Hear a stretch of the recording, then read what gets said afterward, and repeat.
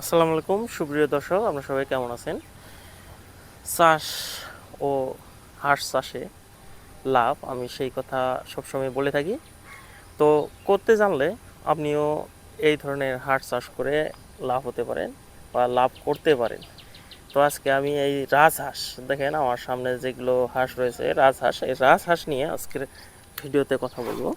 তো আমি যদি একটু পাশে যাই হাঁসগুলোর, তাহলে বুঝতে পারবেন হাঁসগুলো দেখতে কত সুন্দর। দেখেন কি সুন্দর করে, মানে মাঠে ঘুরে বেড়াচ্ছে, টানার কোনো প্রয়োজন নেই। সারা দিন এই দাগে অর্থাৎ ক্ষেত পাথারে এনারা খাওয়া দাওয়া করে। আজকেও ব্যতিক্রম নয়, সেই একইভাবে বিচরণ করছেন আর ঘাস খাচ্ছেন। সাথে শামুক, কিছু ধান যে পড়ে থাকে এই ক্ষেতে, সেই ক্ষেতে ধানগুলোও খায়। দেখেন দর্শক, বুঝতেই পারবেন যে ঘাস খাচ্ছে কিভাবে, দেখা যায় একদম স্পষ্ট। এখানে কিন্তু হাঁসের পরিমাণ বললে 30-এর উপরে আছে বা ঊর্ধ্বে আছে।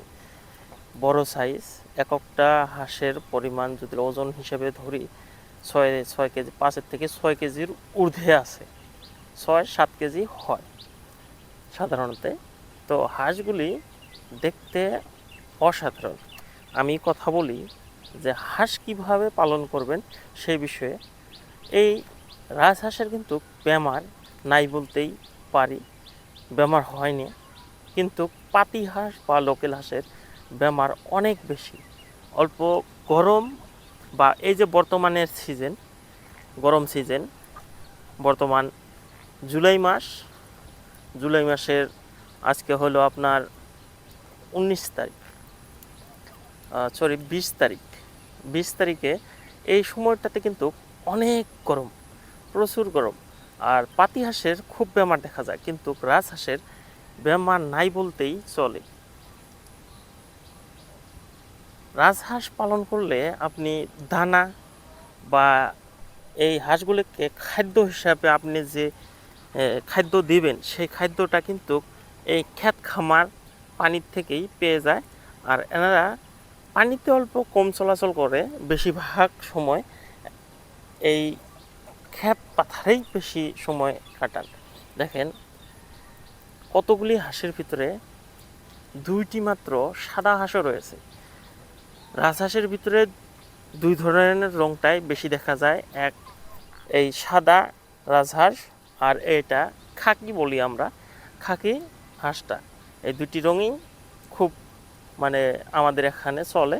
তার ভিতরে সাদা হাঁসটা যদি কাদো বা লেতরা থাকে তাহলে রংটা নষ্ট হয়ে যায়, যার জন্যে সাদা হাঁসটা যদিও দেখতে সুন্দর কিন্তু লেতরা বা নোংরা হওয়ার ভয় থাকে। সেদিক দিয়ে সাদা হাঁসটা কিন্তু মানুষ খুব কম পালন করেন, আর এই খাকি হাঁসটা বেশি পালন করেন। রাজহাঁসের লাভের কথা বললে আপনার মাথা চমকে যাবে। একটা রাজহাঁস 2000, 2200, 2500 টাকা অবধি বিক্রি হয়। এই রাজহাঁসের মাংস খুব সুস্বাদ।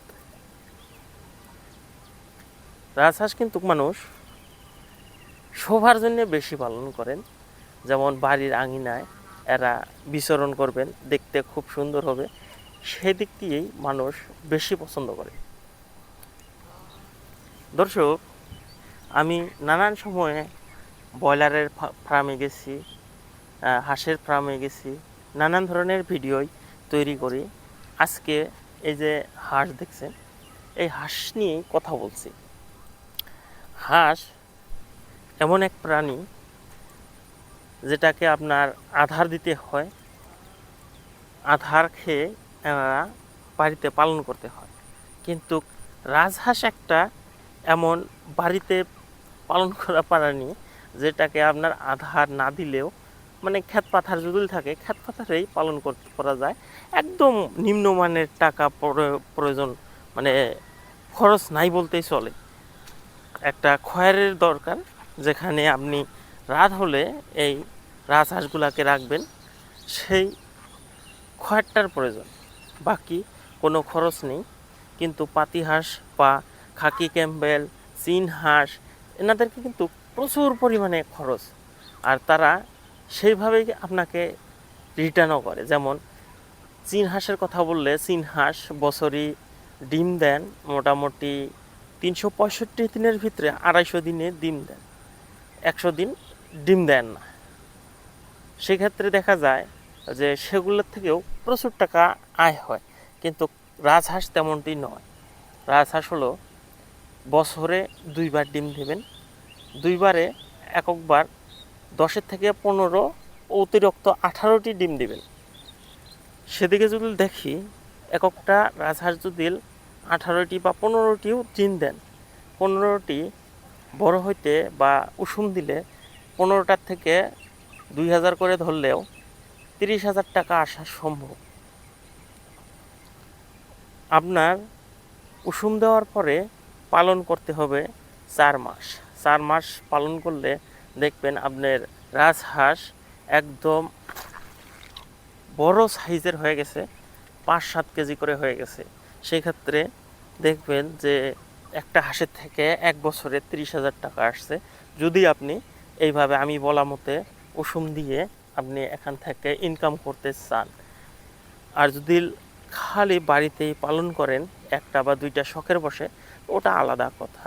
কিন্তু আপনি এই রাজহাঁস পালন করেও আপনার সংসার চালাতে পারেন, যদি আপনার কাছে পর্যাপ্ত পরিমাণে বা বেশি পরিমাণে আপনার কাছে রাজহাঁস থাকেন তবে।